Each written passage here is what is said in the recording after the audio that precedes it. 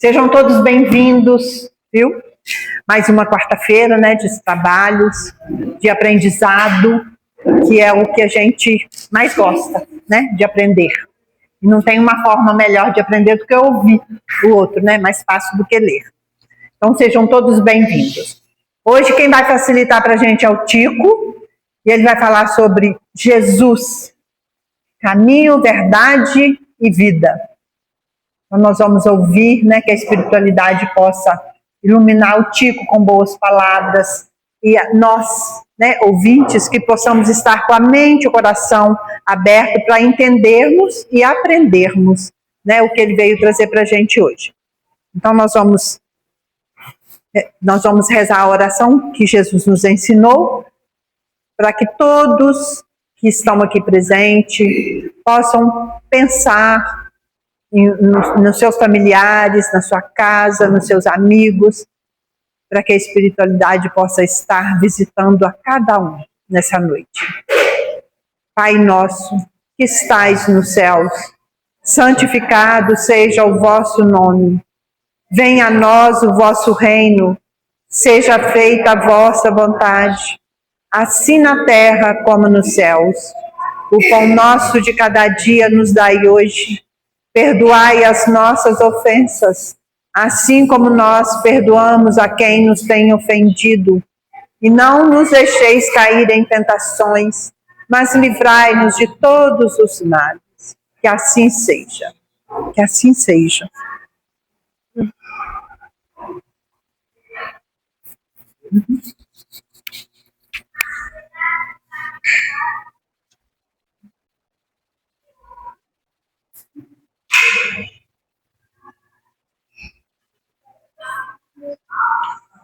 Boa noite.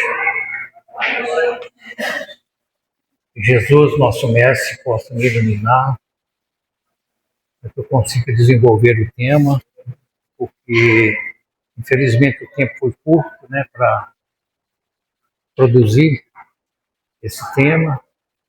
Eu ontem, a Marcelene, que eu ia falar que hoje quebrou o pé, eles me pediram socorro de tarde, né? E pedido a gente não pode negar, né? Então, nós vamos falar sobre o Cristo Consolador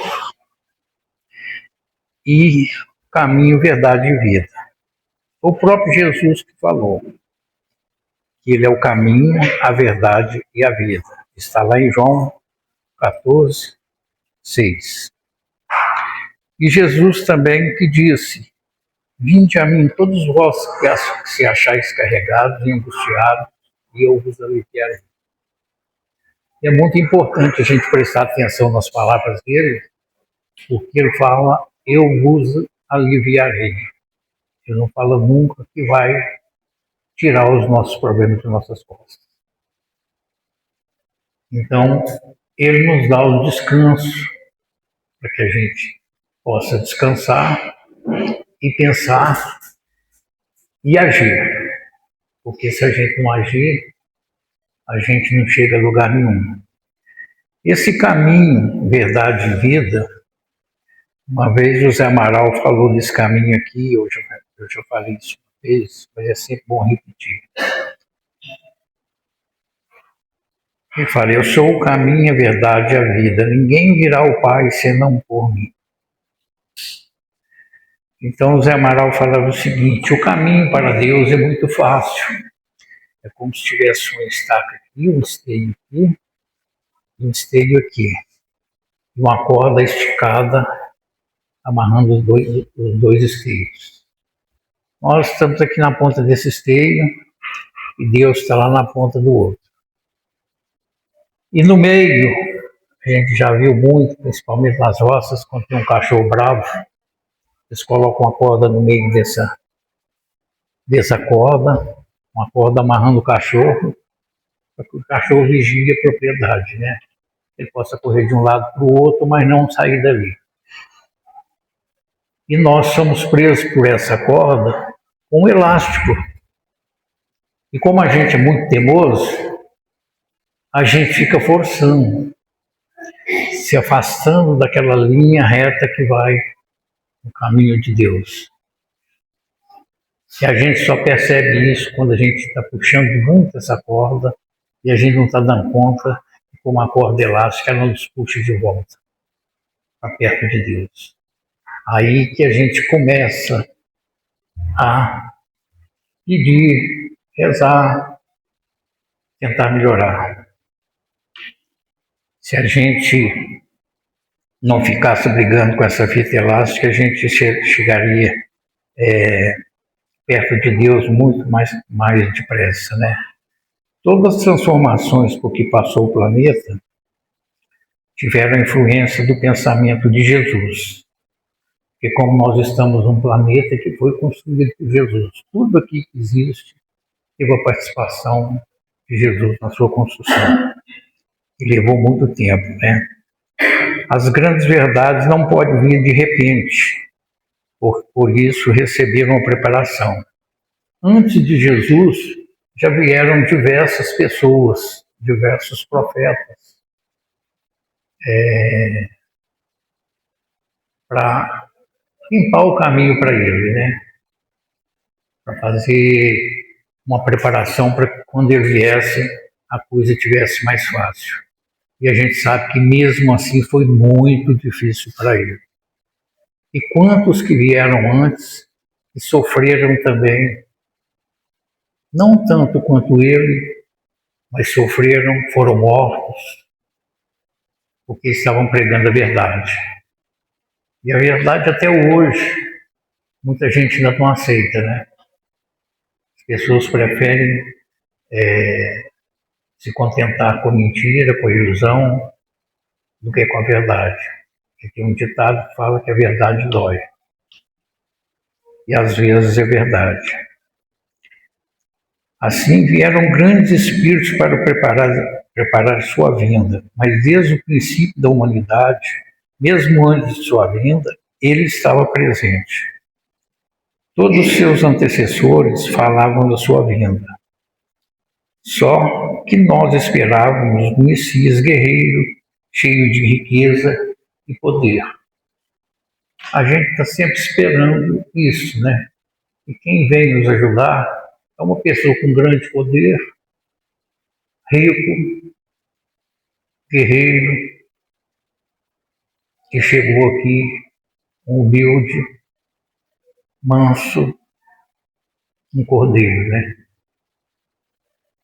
E isso é que bagunçou toda aquela era, porque como todos queriam que o problema se resolvesse depressa, veio Jesus com a fala de que nós é que estávamos errados, nós é que devíamos mudar. Isso acontece até hoje. Eu falo sempre aqui na Casa Espírita, nós já tivemos aqui a casa certas épocas, e tinha a frequência de 70, 80 pessoas, quase toda quarta-feira. E muitos se afastam por quê? A Casa Espírita não faz milagre. Nós não fazemos milagre. O que a gente prega aqui é uma mudança de rumo. Sempre a gente fala isso. Nos atendimentos fraternos a gente fala que a gente não faz milagre. A gente não consegue, não dá conta. A gente não tem o poder de Jesus para fazer milagre. E a gente não foi preparado também para se mudar de uma vez por outra sem que a gente quisesse. Por isso que nós temos o livramento. Jesus mesmo não mudou ninguém contra a vontade dele. Todos que se modificaram é porque queriam se modificar. Aqueles que não se modificaram ficaram pelo caminho. Hoje, com certeza, a grande maioria deles já modificaram sua maneira de pensar. E aí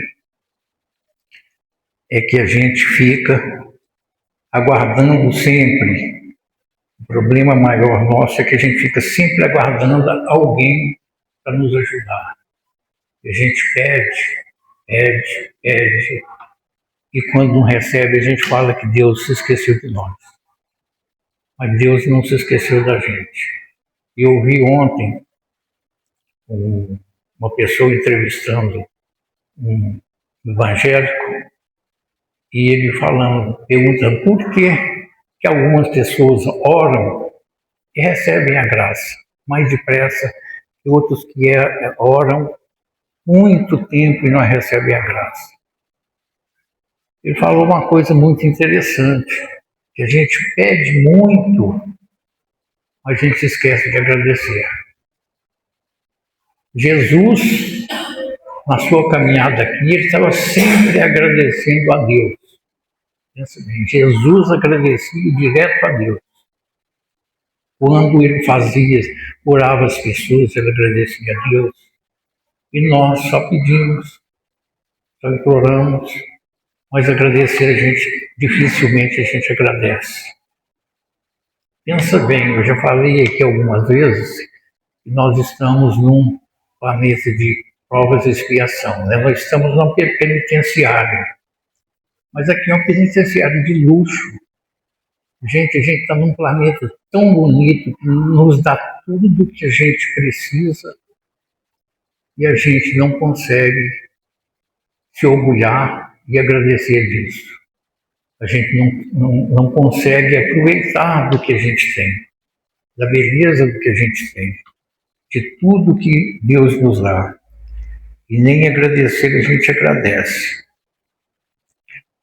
Veio o Messias que precisávamos e não o que nós queríamos.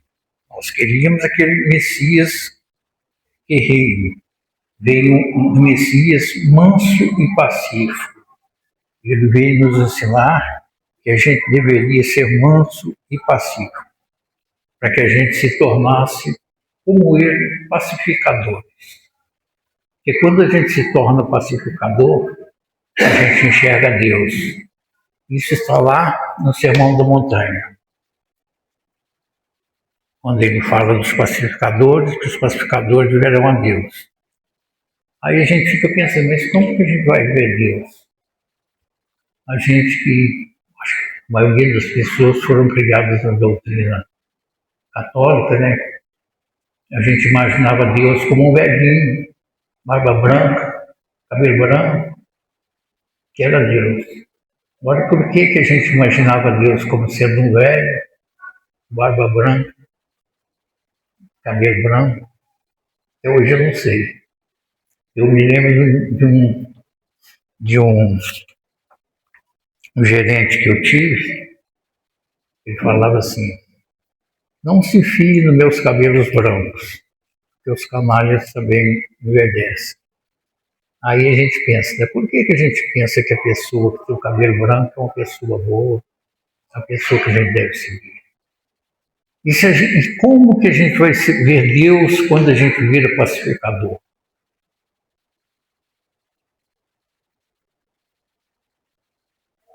A gente vê Deus no próximo, no nosso irmão. A gente vê que Ele é nosso irmão. E quando a gente vê que Ele é nosso irmão, a gente está vendo a Deus. Porque nós somos a centelha de Deus. Nós temos a centelha de Deus dentro de nós. Aí eu me lembro daquela história que o Padre Léo conta, né? Daquele homem que foi pedir auxílio para um padre, que era considerado um padre santo, que entendia de tudo. Falou, ô meu filho, o que você veio fazer aqui? Falou, você é com um bafo de cachaça. Eu falei, ô seu padre, seu santo padre, o senhor é um santo, o senhor sabe de tudo, o senhor sabe instruir a gente. Eu queria que você me ajudasse, lá na minha casa nada não dá certo. O que está acontecendo lá, meu filho?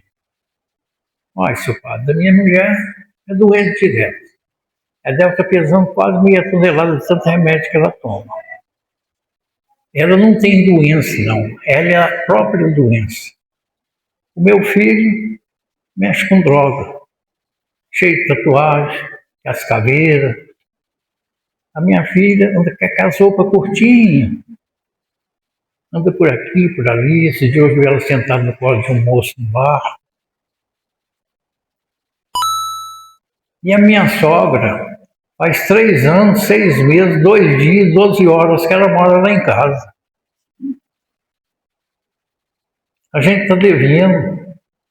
Por isso que eu bebo. Eu não aguento a situação. O que é que o senhor pode fazer por nós? O santo homem, como diz ele, falou: ô meu filho, vocês estão fazendo a coisa errada dentro de casa. Jesus Cristo está lá dentro da sua casa, vocês não estão vendo. O Jesus lá em casa, naquela marafunda, naquela bagunça, tudo lá. Não, meu filho, está lá sim. Mas como que a gente não vê? Ele está disfarçado numa das pessoas que moram na sua casa. Mesmo seu pai. É isso mesmo, meu filho. Vocês podem procurar saber que Jesus está lá.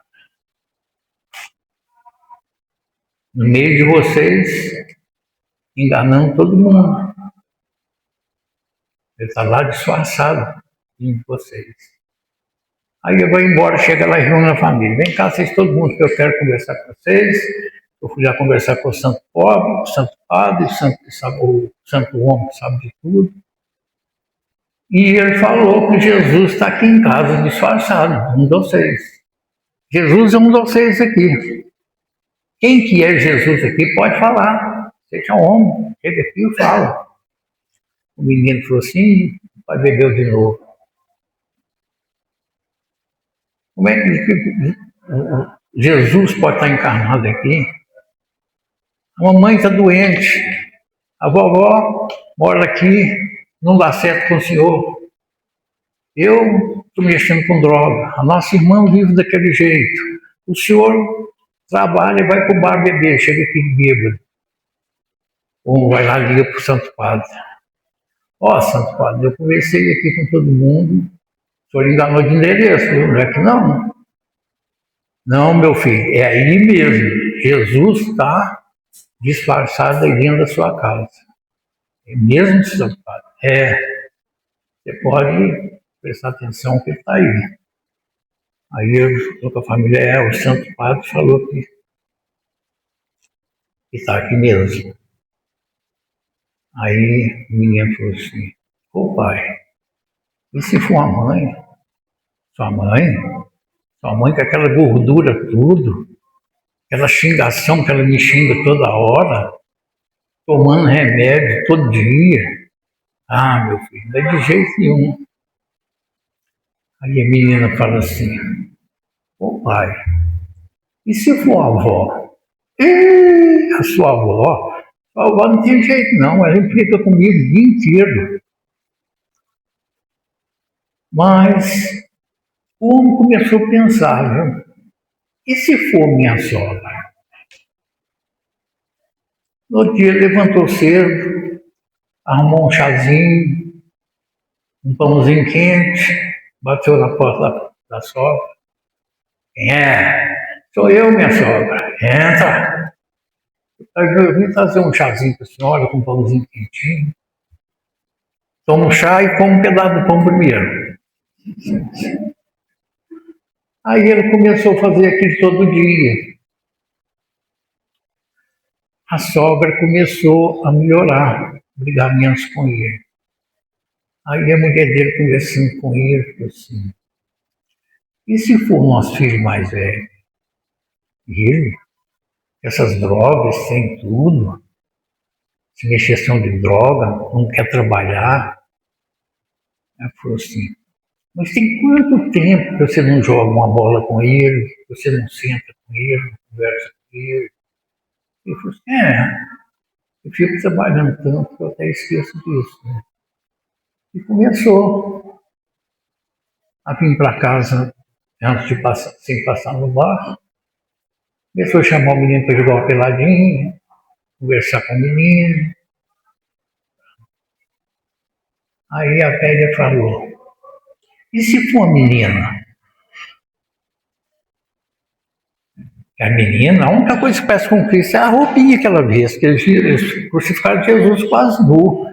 A única coisa que aparece com Cristo é ele.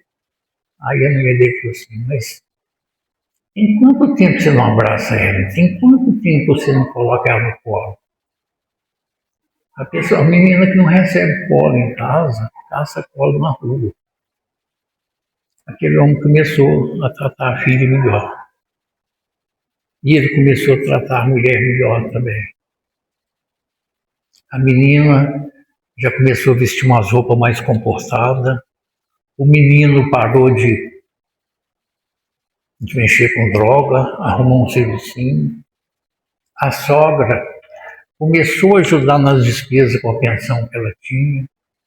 A mulher começou a melhorar, já não tomava tanto remédio. A situação foi melhorando.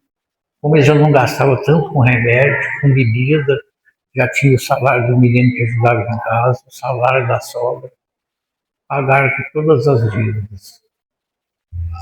E a maior alegria que aquele santo padre teve, foi passado alguns tempos, chega no domingo, chega a família inteira lá para assistir a missa. Todo mundo melhorou, porque todo mundo começou a ver o Cristo no outro. E às vezes nós temos o Cristo lá dentro de casa e a gente não enxerga. A gente procura o Cristo tão longe, ele está tão perto da gente, que quantas e quantas vezes nós fomos socorridos, quantas e quantas vezes nós escapamos de um perigo iminente sem saber como. Eu já caí tantas vezes perto de alguma coisa que era para me machucar muito, mas muito mesmo. Uma vez lá na roça eu estava com uma foice limpando o pasto, eu cortei uma estaca, uma árvore fina assim, e deixei uma pontinha fininha. Eu tropecei e caí. Eu passei a milímetros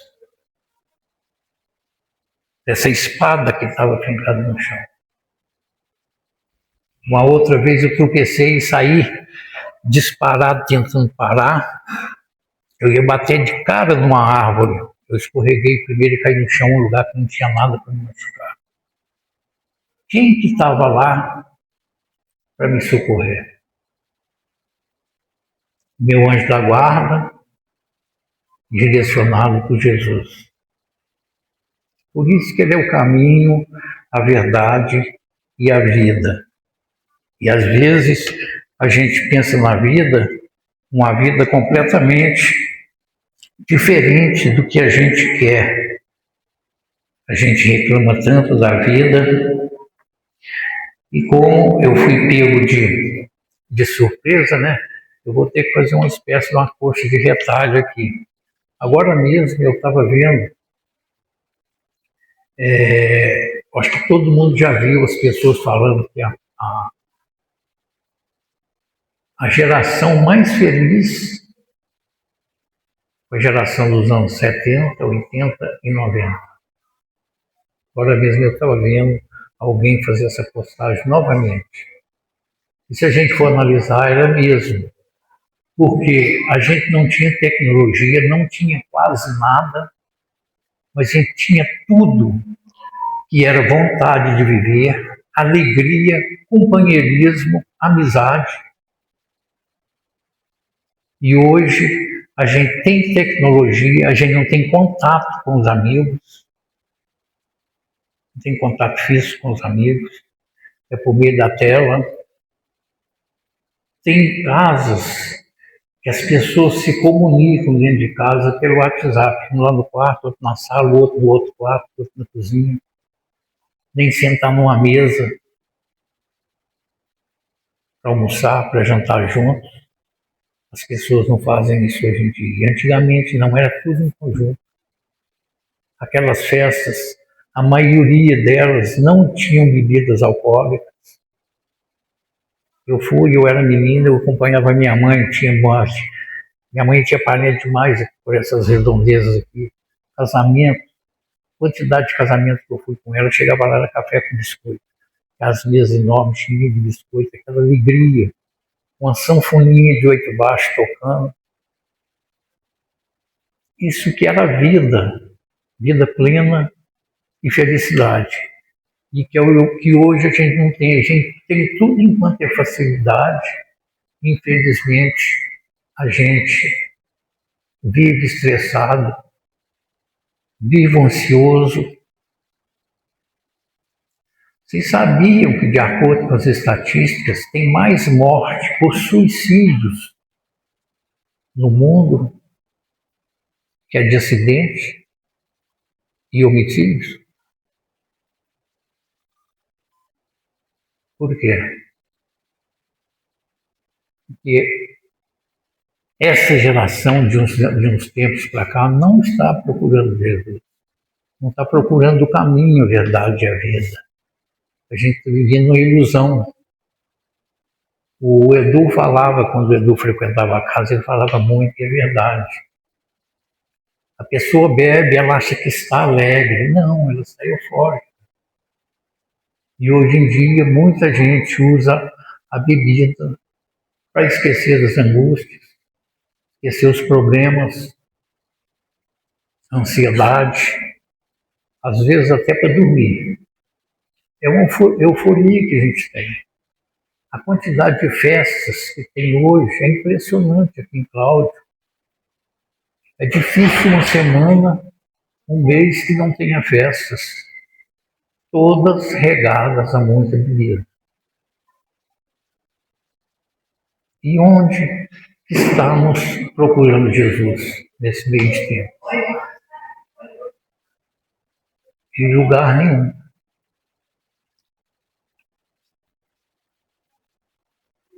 Conforme Joana de Ângeles, quem tomava contato com Jesus nunca mais era a mesma pessoa. E de acordo com Emmanuel, quem conheceu Jesus jamais o esqueceu. Podiam até não segui-lo, como aconteceu com Caifás, Anás, Pôncio Pilatos e outros, mas tanto não o esqueceram que o mataram porque eles o incomodavam. Então Jesus foi um divisor de águas. Quantos anos que esse planeta tem? Tem mais de 5.000 anos, né? Bem mais. O mundo é dividido em antes e depois de Cristo. Para nós tem 2.000 e poucos anos. Antes e depois dele. Mas os seguidores eram a maioria, e ele nos deixou exemplos sublimes, como Maria de Magdala, que antes de conhecer Jesus, apesar de sua riqueza, vivia triste, vivia sendo censurada, repudiada por muitos, até que ouviu sua camareira falar de um homem que ouvia a todos, que consolava, que curava, que perdoava. Então ela ficou curiosa e quis conhecer aquele homem depois de seu primeiro contato com Jesus em Cafarnaum. Nunca mais foi a mesma. Voltou para sua casa em Magdala. Maria Madalena era de Magdala. Deixou sua vida anterior e mudou radicalmente, influenciado por Jesus.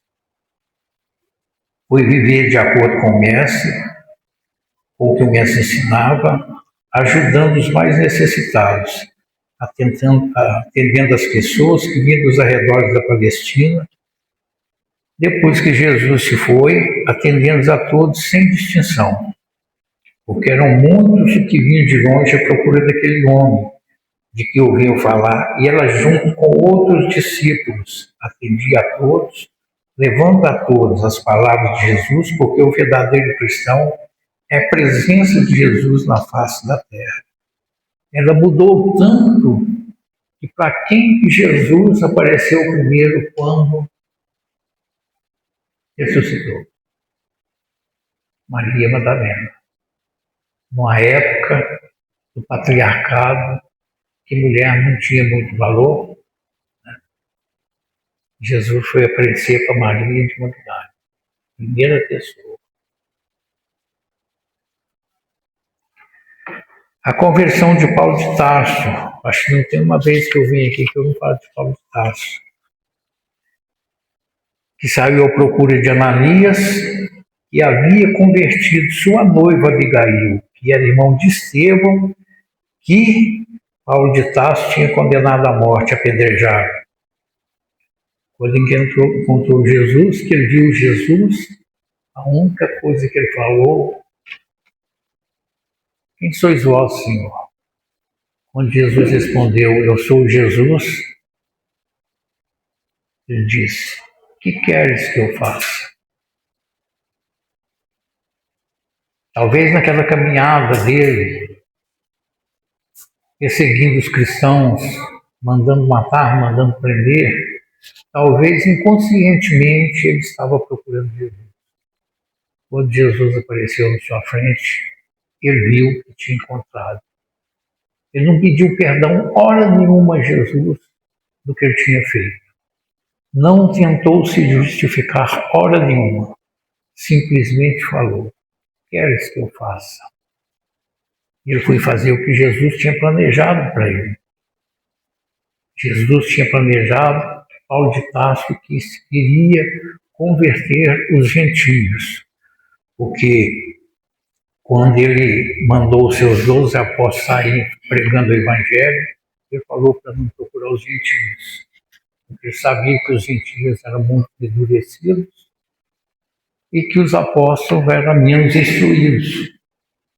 Tinha que ser uma pessoa mais instruída para ir conversar com os gentios. E mesmo assim nós sabemos que Paulo sofreu horrores nesse trabalho. Foi preso diversas vezes, foi apedrejado, foi insultado, foi até um dos primeiros casos de assédio sexual que parece que teve naquela época, né? Uma mulher, vendo ele falar tanto de amor, ela não entendeu do amor sublime que ele falava. Ela pensou que era o amor carnal e quando ele não aceitou, ela denunciou ele. Ele foi preso uma vez por causa disso.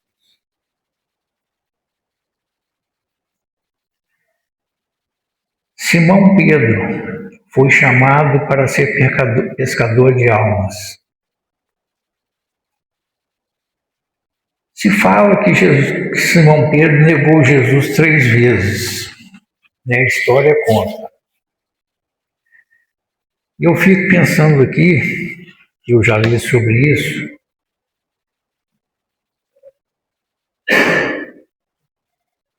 Simão Pedro era o apóstolo que mais confrontava Jesus. Confrontava assim, perguntando. Às vezes ele não concordava com alguma coisa que Jesus estava fazendo, tudo. Mas por que Simão Pedro iria entrar na casa de Caifás depois que prenderam Jesus, se a casa estava cercada de guardas? Era para lá dentro só para negar Jesus? Simão Pedro tinha tanto medo, pelo que eles falam, né? E quando foram prender Jesus lá no Jardim das Oliveiras, foram muitos soldados, né? Todos armados de espada. O que é que Simão Pedro fez para defender Jesus? Alguém sabe? Com o quê?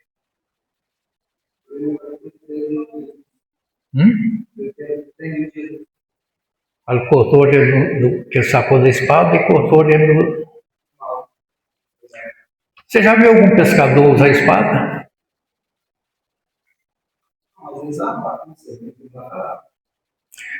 Pescador usa faca. Quem usava espada eram os soldados e Barrabás e seus asseclas, que eles matavam os soldados e roubavam a espada dele. Simão Pedro está com um soldado com uma faca de pescador, no meio de um monte de soldados.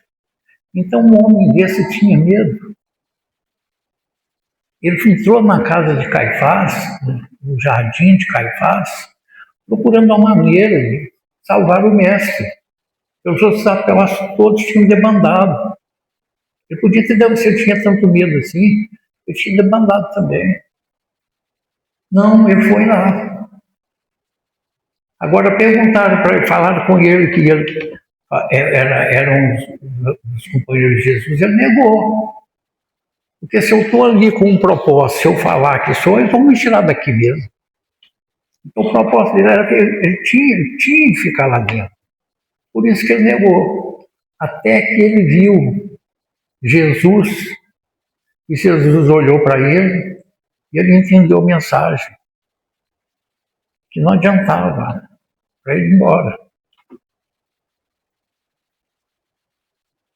Esse homem que dizem que traiu Jesus fez um trabalho magnífico.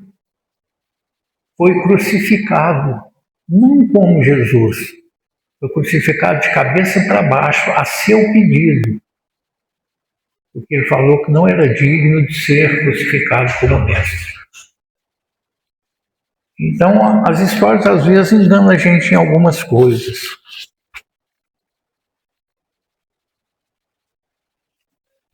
Ele fez um trabalho excepcional na Mansão do Caminho, junto com Estevão.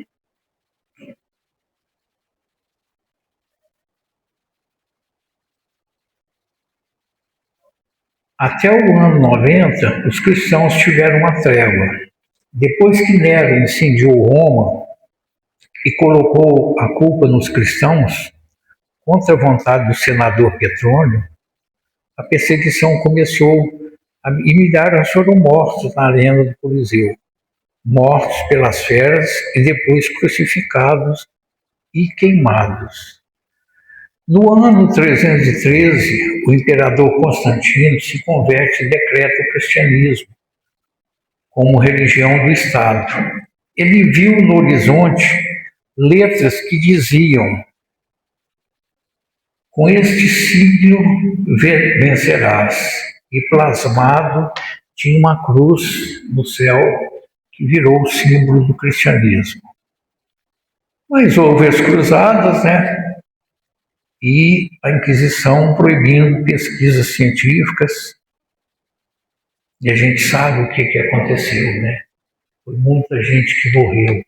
E a gente sabe, até hoje ainda acontece, que morre mais gente nas guerras religiosas que nas guerras políticas, infelizmente.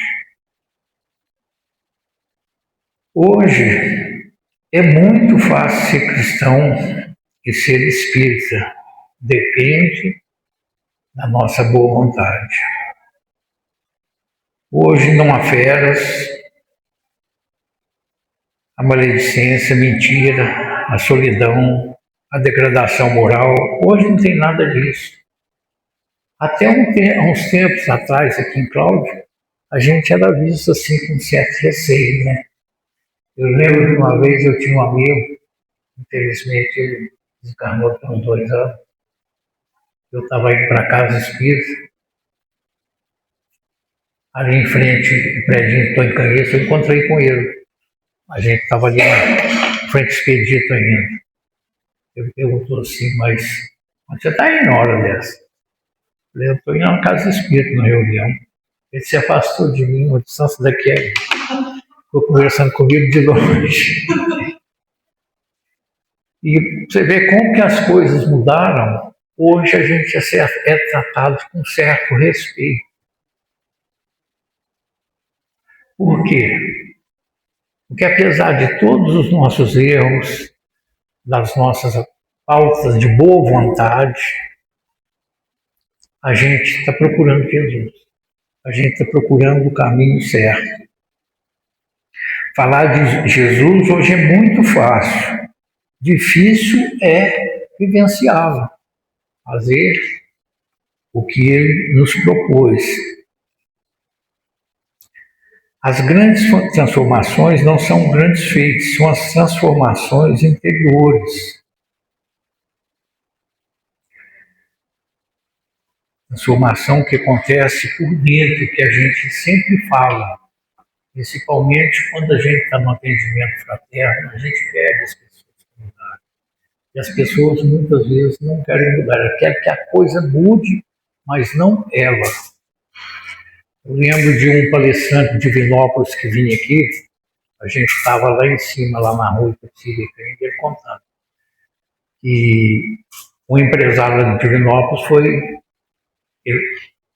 foi fazer o atendimento fraterno e ele que atendeu.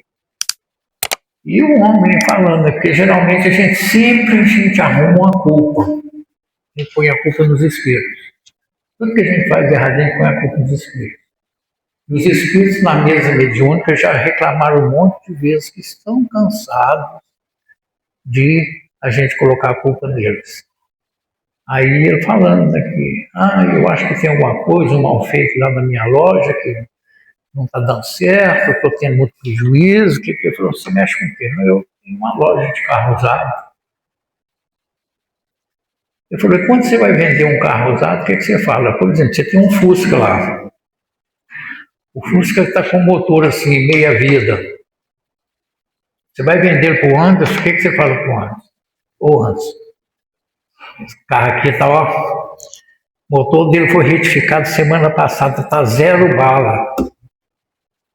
Então, você é que tem que mudar. Você tem que contar para o Anderson que o motor do carro não está bom. A hora que você começar a falar a verdade para os seus clientes, você não enganar seus clientes para gerar lucros financeiros, com certeza as coisas vão mudar. Mas aí eu vou à falência. Então, não quer mudar, não muda. Igual a história que eu contei aqui na semana passada, daquela mulher que era obsediada. O obsessor, a única coisa que pediu para ela foi que ela pedisse perdão para ele, que ele deixava ele ir embora e deixava ela viver a vida normal. Ela falou, não vou pedir perdão, não.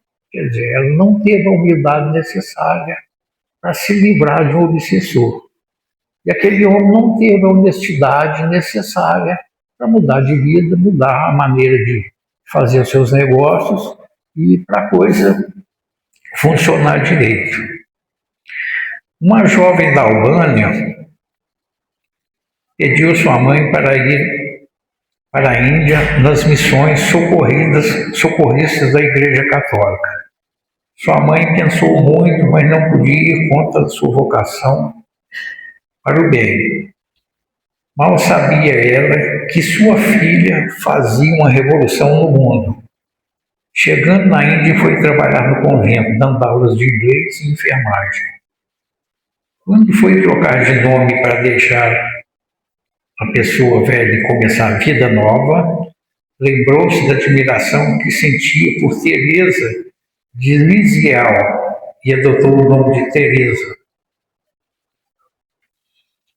Pediu para ir trabalhar nas ruas, onde estavam os mais necessitados. Por intermédio do bispo, o Papa concedeu-lhe o título de madre e ela fundou a Ordem Missionária da Caridade.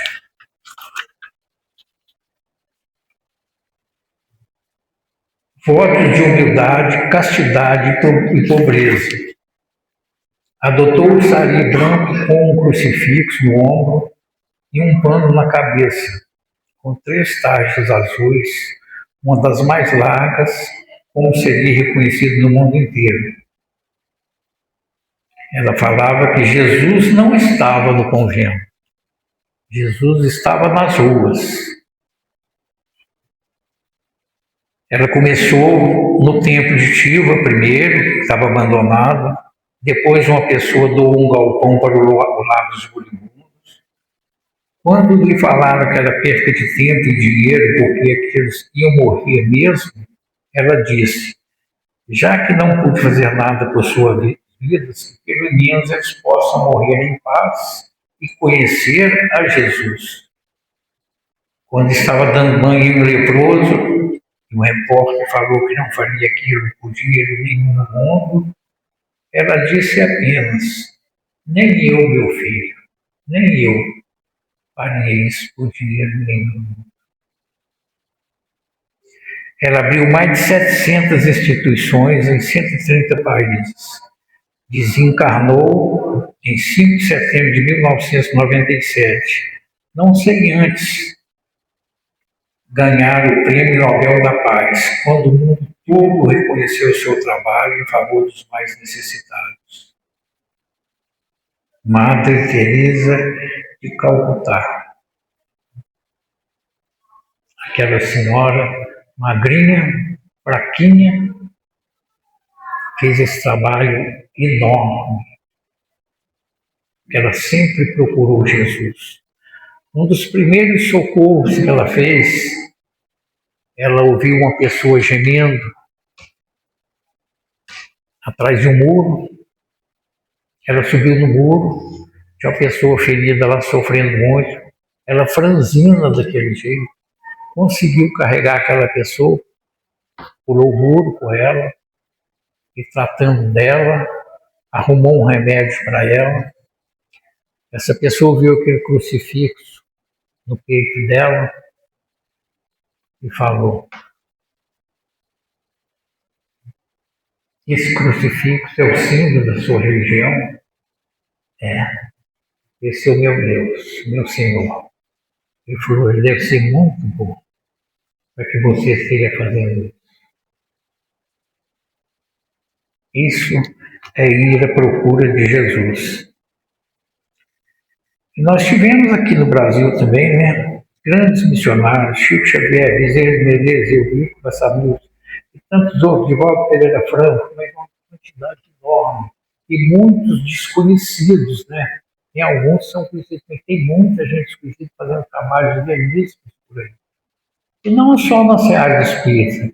A gente sabe que na seara católica, no meio de mulher, tem muita gente boa trabalhando. E a gente tem que pensar sempre em procurar Jesus, o caminho, verdade e vida. Não precisamos procurar Jesus longe, porque Ele está perto de nós. Eu tenho aqui uma história chamada O Encontro Divino. Quando o cavaleiro d'Assonval, valoroso senhor na França, se ausentou do seu domicílio pela primeira vez, de armadura bonita, fugindo ao sol, dirigiu-se à Itália para resolver urgente questão política. Eminente cristão, trazia consigo um propósito central: servir ao Senhor fielmente para encontrá-lo. Não longe de suas portas, viu surgir de inesperado um mendigo com úlcera, a estender-lhe as mãos desencarnadas e súplicas. Quem seria semelhante infeliz a vaguear sem rumo, pensou. Preocupava o serviço importante em demasia que tinha de fazer, e sem dignar fixar o rosto daquele homem, atirou-lhe a bolsa farta com dinheiro. O nobre cavaleiro voltou lá, e mais tarde, menos afortunado nos negócios, deixou de novo a casa. Demandava ir à Espanha em missão de prelados amigos aos quais se devotara. No mesmo lugar, portava-se um infortunado pedinte com os braços interrogativos. O fidalgo, intrigado, resolveu um grande saco de viagem e dele retirou o pequeno brilhante, jogando para o triste caminheiro que parecia devorá-lo com o olhar. Não se passou muito tempo e o castelão, menos feliz no círculo das finanças, necessitou viajar para a Inglaterra, onde pretendia solucionar vários problemas alusivos à organização doméstica. No mesmo trato do solo é surpreendido pelo amargurado leproso, cuja velha petição se ergue no ar. O cavaleiro arranca do chapéu estimada joia de grande valor e joga para o conhecido roubeiro orgulhosamente. Decorrido alguns meses, o patrão feudal se movimenta na direção de porto distante, em busca de precioso empréstimo destinado à própria economia ameaçada de colapso fatal, e no mesmo sítio, com rigorosa precisão, é interpelado pelo mendigo, cujas mãos em chagas abertas se voltam ansiosas para ele. D'Assonval, extremamente dedicado à caridade, não hesitou. Despe fino manto e entrega-o de longe, receando-lhe o contato com o leproso. Depois de um ano, premido por questões de imediato interesse, vai a Paris invocar o socorro de autoridades. E sem qualquer alteração, é defrontado pelo mesmo Lázaro, de feição dolorida, que repete a antiga súplica. O castelão atira-lhe um gorro de alto preço, sem qualquer pausa no galope em que seguia para Paris. Sucederam-lhe os dias e o nobre senhor, num ato de fé, abandona a respeitada residência com séquito festivo. Representará os seus junto à expedição de Godofredo de Bourguignon na cruzada com que se pretende libertar os lugares santos. No mesmo ângulo da estrada era guardado pelo mendigo que reitera a solicitação em voz mais triste. O ilustre viajou dali então um rico farnel sem oferecer-lhe a mínima atenção. E na Palestina, Dançoval combateu valorosamente, caindo ferido em poder dos adversários. Torturado, combalido e separado de seus compatriotas por anos a fio, padeceu miséria e vexame, ataques e humilhações, até que um dia, homem convertido em fantasia, torna ao lar e não o reconhece. Propalada a falsa notícia de sua morte, a esposa deu-se pressa em substituí-lo à frente da casa e seus filhos revoltados, soltaram cães agressivos que o dilaceravam cruelmente sem comiseração para com pranto que lhe escorria dos olhos semimortos. Procurando velhas afeições, sofreu repugnância e sarcasmo. Interpretado agora a conta de louco, o ex-fidalgo, em sombrio crepúsculo, ausentou-se em definitivo a passos vacilantes. Seguir para onde? O mundo era pequeno demais para conter-lhe a dor. Avançava penosamente quando encontrou o mendigo. Relembrou a passada grandeza e atentou para si mesmo, qual se buscasse alguma coisa para dar. Contemplou o infeliz pela primeira vez e, cruzando com ele o olhar angustioso, sentiu que aquele homem chagado, sozinho, devia ser seu irmão. Abriu os braços e caminhou para ele, tocado de simpatia, como se quisesse dar-lhe o calor do próprio sangue. Foi então que, recolhido no regaço do companheiro que considerava leproso, dele ouviu as sublimes palavras: Dançoval, vem a mim. Eu sou Jesus, teu amigo. Quem me procura no serviço ao próximo, mais cedo me encontra. Enquanto me buscava à distância, eu te aguardava aqui tão perto. Agradeço o ouro, as joias, o manto, o agasalho e o pão que me deste. Mas há muitos anos te estendia os meus próprios braços, esperando o teu coração. Sandoval nada mais viu, senão uma grande luz ligando ele entre a terra e o céu.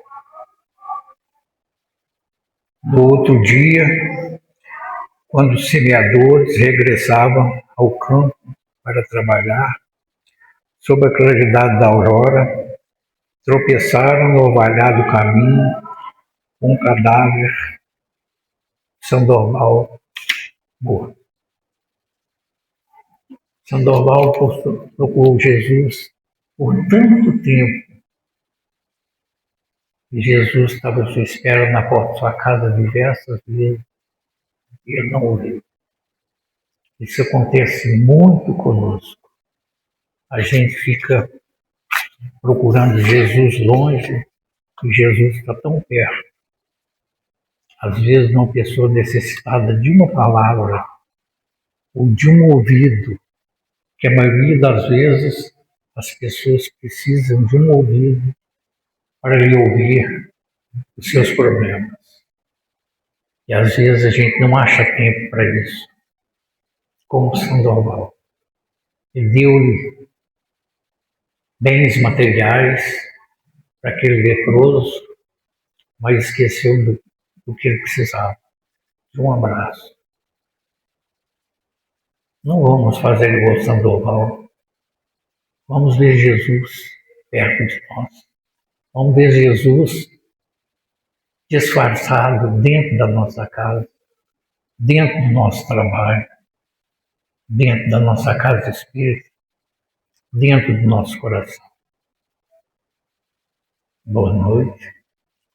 Que Jesus continue nos abençoando hoje e sempre. Assim seja.